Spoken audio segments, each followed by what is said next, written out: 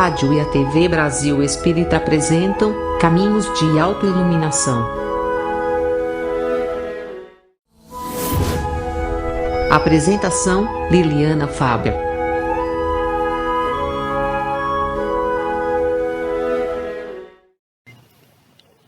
A morte do responsável. Uma empresa estava em situação muito difícil. As vendas iam mal, os trabalhadores estavam desmotivados, os balanços há meses não saíam do vermelho. Era preciso fazer algo para reverter o caos, mas ninguém queria assumir nada. Pelo contrário, o pessoal apenas reclamava que as coisas andavam ruins e que não havia grandes perspectivas de progresso para aquela empresa. Eles achavam que alguém deveria tomar a iniciativa para reverter aquele processo. Um dia, quando os funcionários chegaram para trabalhar, encontraram na porta um enorme cartaz no qual estava escrito: faleceu ontem a pessoa que impedia o seu crescimento na empresa. Você está convidado para o velório na quadra de esporte. No início, todos se entristeceram com a morte de alguém, afinal, era um colega, um colaborador da empresa. Mas depois de algum tempo, ficaram curiosos para saber quem estava, então, bloqueando o progresso da empresa. A agitação na quadra de esportes era tão grande que foi preciso chamar os seguranças para organizar a fila. Conforme as pessoas iam se aproximando do caixão, a excitação aumentava. Quem será que estava atrapalhando o meu progresso? Ainda bem que esse infeliz morreu, alguns chegaram a pensar. Um a um, os funcionários agitados aproximavam-se do caixão, olhavam para dentro e engoliam a seco, ficando no mais absoluto silêncio, como se tivessem sido atingidos profundamente na alma. Pois bem, se você já adivinhou o que havia lá dentro no visor, havia realmente um grande espelho. Só existe uma pessoa capaz de limitar o seu crescimento: você mesmo. Você é a única pessoa capaz de promover uma revolução na sua vida. Você é a única pessoa capaz também de atrasar, de prejudicar a sua vida. Porque nós somos construtores dos nossos destinos. Nós somos responsáveis pelas nossas próprias histórias. Assim, com essa história, nós cumprimentamos vocês, queridos amigos, queridos irmãos, em mais uma segunda-feira, em mais um programa aqui no canal da Rádio Brasil Espírita, aqui no programa Caminhos de Autoiluminação. Desejando do fundo do coração que essa noite seja uma noite iluminativa, inspiradora para todos nós. Hoje estaremos tratando a respeito de um tema intitulado Frustração e Dependência. Uma mensagem trazida pela veneranda Joana de Ângeles, que vem apontar alguns aspectos que falam sobre a experiência que nos acompanham a vida e que às vezes e que por vezes faz nos defrontar com situações que foram fora da curva, aquelas que saíram fora dos nossos planejamentos e que por conseguinte são geradoras de frustração. Aquelas situações que às vezes roubam de nós a motivação, a empolgação porque saíram diferente daquilo que planejávamos ou que aconteceram na direção contrária das minhas percepções, das minhas concepções que falavam sobre determinadas condições que eu havia estabelecido para mim e que no fundo não dependem só da vontade, porque há experiências e circunstâncias que interferem diretamente nesses processos. Nesses processos, então, assim, nessa obra, Joana de Ângeles vai nos falar que o indivíduo está sempre no momento presente, que é o seu instante decisório. O passado, por isso mesmo, não pode servir de parâmetro, senão para aprender como não repetir os erros, pois é irrecuperável, no entanto, reparável. Olha que interessante. Aqui nessa obra, chamada Vida, Desafios e Soluções, que tudo tem a ver com o contexto que nós vivemos, porque a vida é cheia de desafios. Mas também na própria vida haveremos de encontrar a solução para os nossos problemas. E aqui nesse tópico, onde ela vai nos tratar, nos falar sobre frustrações e dependências, ela vai nos dizer que o passado, ele nos oferece parâmetros de aprendizagem, porque nós não podemos voltar e modificar aquilo que não deu certo, mas ele é um importante sinalizador para nos mostrar aspectos que nos levam a não cometer mais os erros, isso se nós estivermos atentos. E aí vale a pena repetir, o passado por isso mesmo não pode servir de parâmetro, senão para aprender como não repetir os erros, pois que é irrecuperável, no entanto, reparável. O passado não se recupera, mas nós podemos reparar. Por que reparar? Porque as consequências dessas atitudes feitas no passado, elas geram essas consequências e elas podem ser reparadas, sim. E ela acrescenta: nada existe que possa ser recuperado na área moral comprometida. No entanto, desde que haja interesse real, poderá ser corrigido. Assim, é negativo manter saudades do já ocorrido, sentir-se frustrado pelo que gostaria que houvesse sucedido, mas não aconteceu, ou arrependido em profundidade pelo insucesso de que foi objeto. Aqui ela fala sobre aquela postura de frustração que nós já comentamos em outros programas aqui, também relacionada à culpa, que é aquele tipo de frustração que paralisa, que nos coloca naquela condição inerte, só de lamentação e às vezes de revolta, mas que não promove uma construção no futuro. E aqui ela diz que tais sentimentos não podem modificar as consequências desencadeadas no pretérito. No entanto, podem ser reformuladas as bases da ação que se repetirá em forma nova, assim modificando os futuros resultados. Porque ingenuidade nossa, às vezes nós repetidas vezes esperamos resultados diferentes, mas mantendo as mesmas atitudes.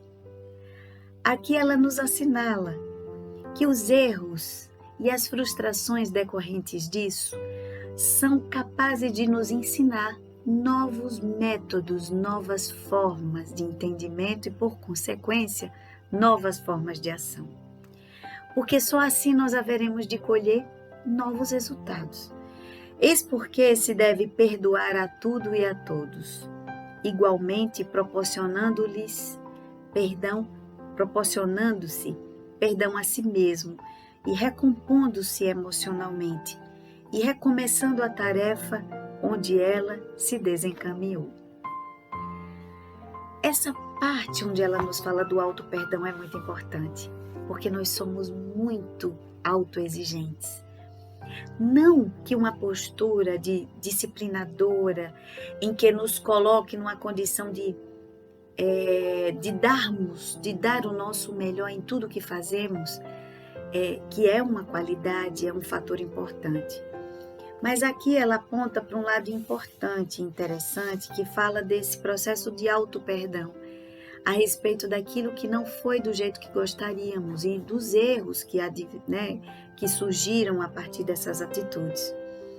Para que, na posição de recomposição emocional, nós nos darmos a chance de pararmos e refazermos a tarefa no ponto ou a partir do ponto em que ela se desencaminhou.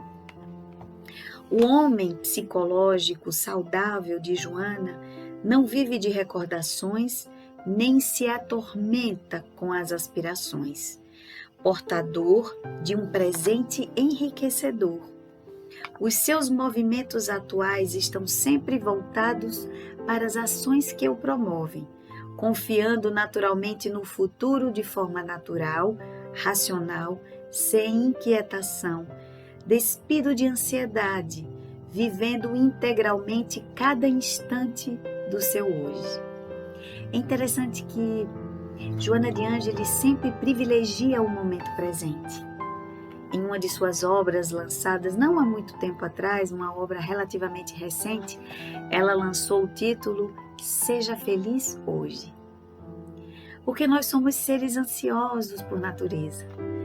Ou estamos presos no passado, ou estamos sempre projetados no futuro. E esquecemos desse grande presente que é o momento de hoje, de agora, para nós modificarmos as nossas trajetórias. Então, que prestemos atenção onde estamos depositando as nossas energias, a nossa energia mental, psíquica, se nós estamos depositando demais no passado ou demais no futuro, mas não atento às potencialidades e às possibilidades que o presente nos apresenta. Para a partir daí, tomarmos as rédeas e os rumos dos nossos caminhos a seguir. Personalidades instáveis de Joana sentem-se frustradas facilmente em razão da falta de idealismo perseverante para se realizarem. Aliás, a falta de idealismo é um dos pontos em que Joana vem nos destacar como ponto crucial da angústia do homem moderno. Destituído de idealismo, fatalmente o homem moderno cai no sentido e no sentimento de vazio existencial. Então devemos sempre ter em mente que devemos buscar o nosso ideal, os nossos idealismos, temos um propósito lá na frente a seguir, um rumo que nos impulsiona, nos puxa para adiante, que promove essa possibilidade de canalização das nossas motivações e energias. Porque aqui ela vai dizer, essas personalidades instáveis, elas não se apoiam em nada porque não têm um propósito perseverante. Ambicionam em demasia ou nada aspiram, deixando-se arrastar por estados melancólicos que cultivam sem o competente esforço para saírem da situação doentia. Ou ambicionam demais, né? E aí se deixam absorver em demasia pelas ambições e pelas aspirações que às vezes estão na estratosfera, ou nada desejam, nada aspiram, deixando-se arrastar por esses estados melancólicos que vão culminando, minando as suas energias e o seu esforço para então saírem daquela situação doentia. Inúmeros fatores contribuem para as frustrações pessoais, entre outros.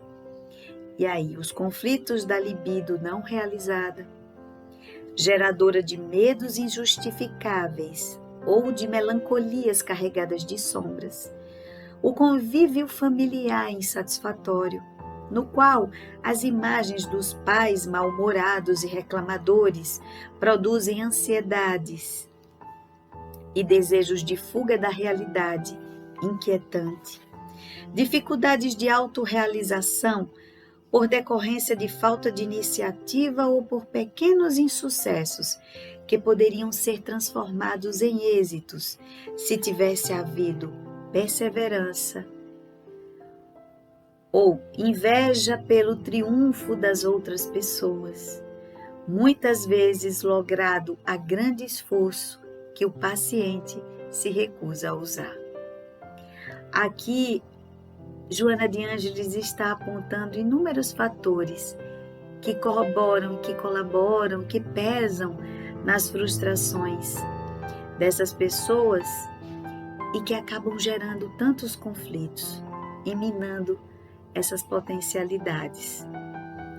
Todo o séquito de frustrações leva o indivíduo à dependência emocional, criando tabus, buscando então amuletos para a sorte madrasta, tentando o sobrenatural, procurando soluções mágicas para o que poderá tornar-se um desafio ao alcance da vitória na luta incitada. Então, diante dessas ocorrências de frustrações, muitos desses seres psicologicamente imaturos e instáveis vão buscar em algo fora, algo até mesmo concreto, como amuletos, para que a sorte se lhe aconteça, acreditando que nasceram de má sorte, né? Ou como ela fala, sorte madrasta.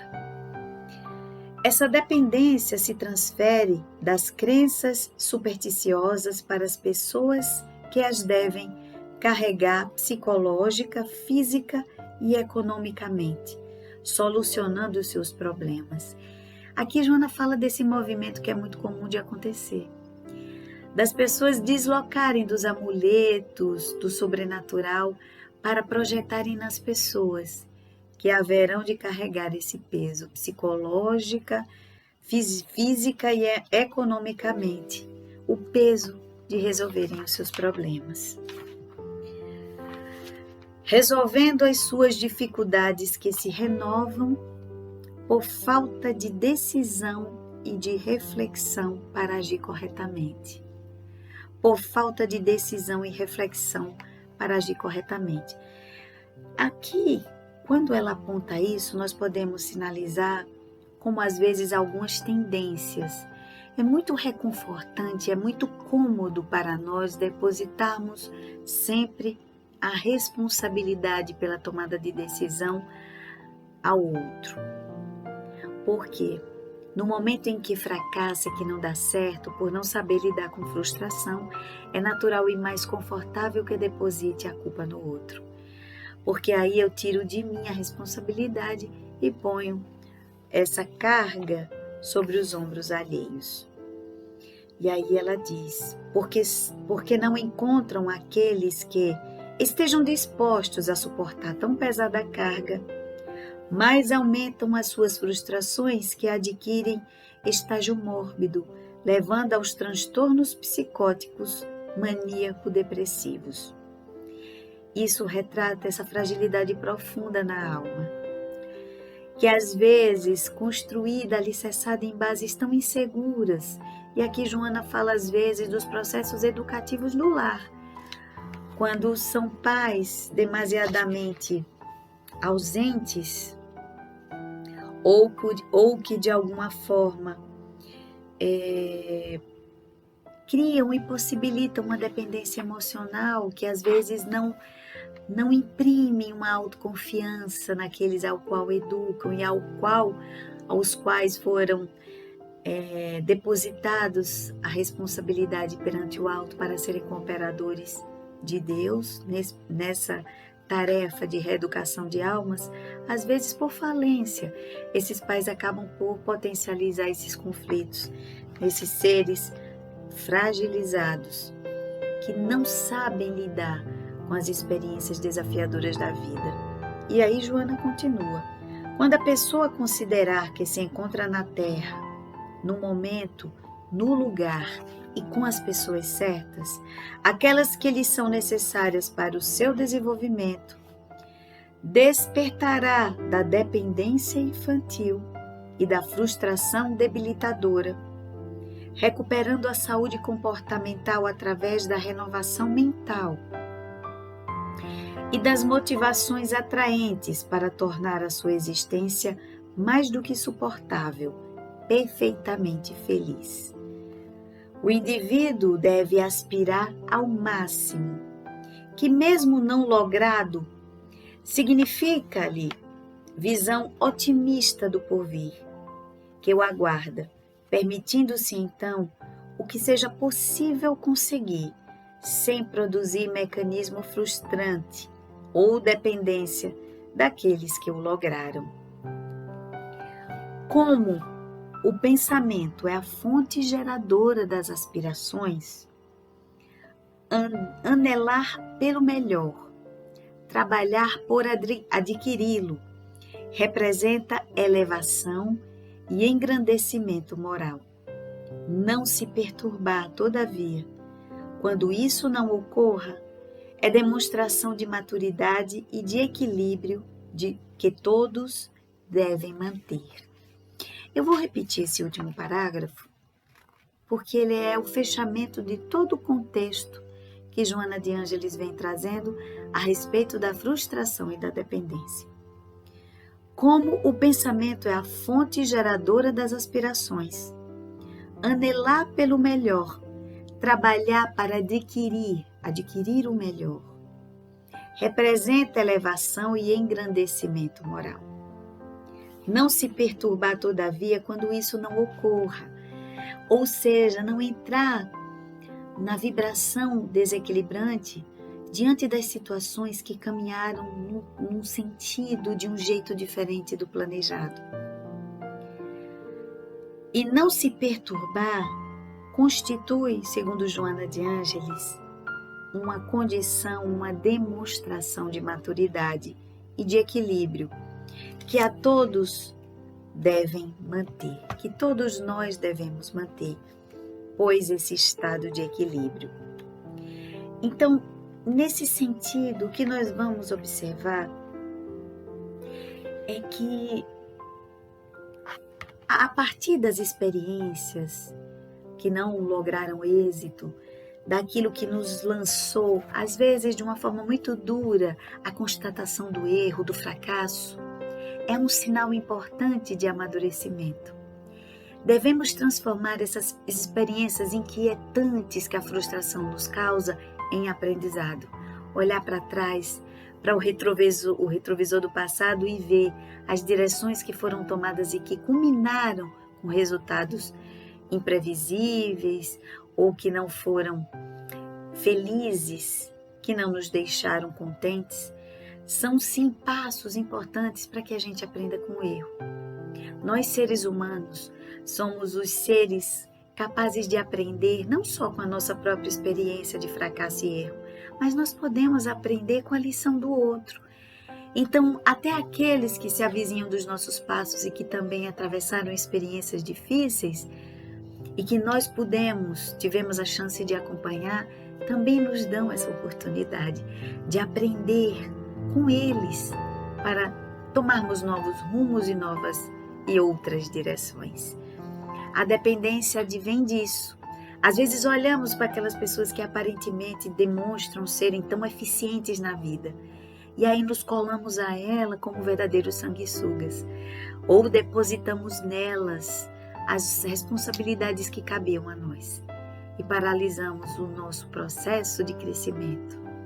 Então, que analisemos em que momento nós estamos, em que padrão nós nos encontramos para o quanto antes, no tempo presente, no tempo de hoje, mudarmos as nossas condutas.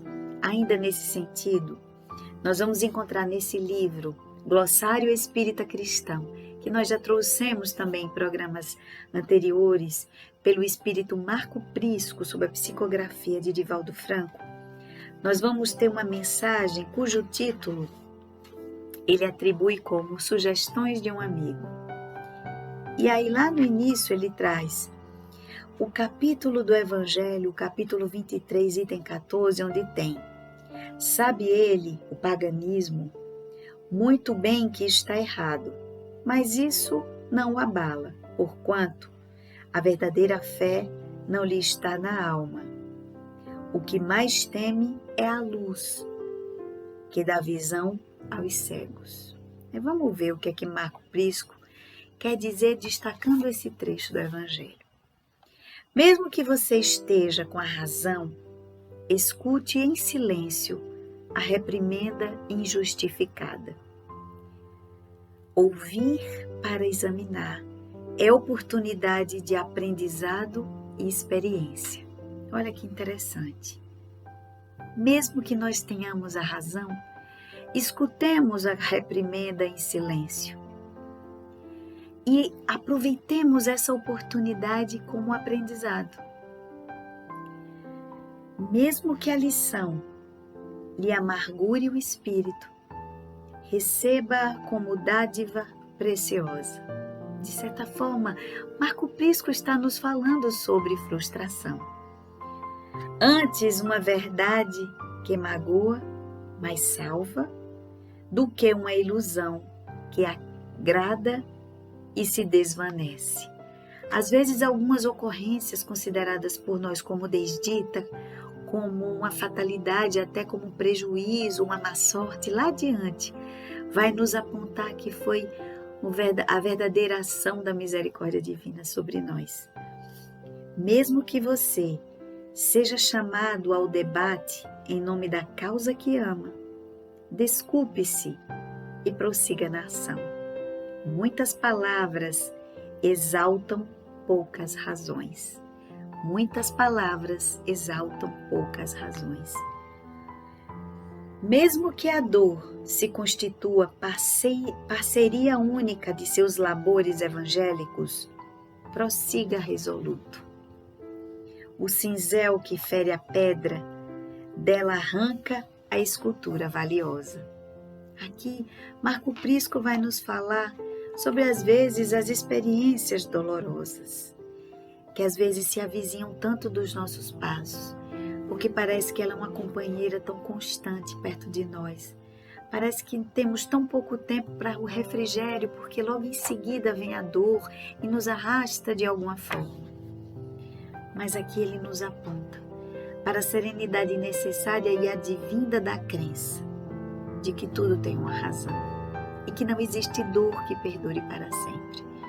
Mesmo que a espada invisível da calúnia abra feridas em seu coração, continue animado. O bem é luz inapagável. Mesmo que a urna sombria do eu apele para que você viva somente para você, arrebente a grilheta e ajude a comunidade naquele que segue ao teu lado. A ostra mais resistente, em solidão, despedaça-se de encontro aos recifes do mar imenso. Não somos fortes sozinhos. As nossas forças às vezes se somam e se robustecem pela coletividade, pela cooperação. Mesmo que a luta pareça inútil, confie no valor da perseverança que sabe agir. Os pólens de uma única flor são suficientes para multiplicá-la indefinidamente, embelezando a natureza.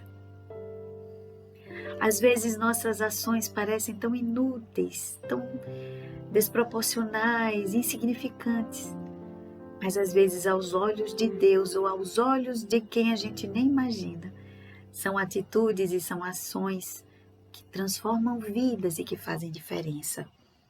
Mesmo que o fel da amargura verta em seus lábios cada noite o acre sabor do desespero, desperte no dia seguinte, abençoando a aurora. Quem contempla uma noite de vendaval acreditará na impossibilidade de um claro sol na manhã por vindoura. No entanto, mesmo que o alarde da maledicência empane a claridade de sua luz, não revide mal por mal. A árvore ultrajada responde à ofensa com produtividade. Mesmo que seus sonhos formosos de assistência fraternal e socorro cristão se transformem em pesadelos aflitivos nos dias de atividade, siga adiante, confiando intimorado.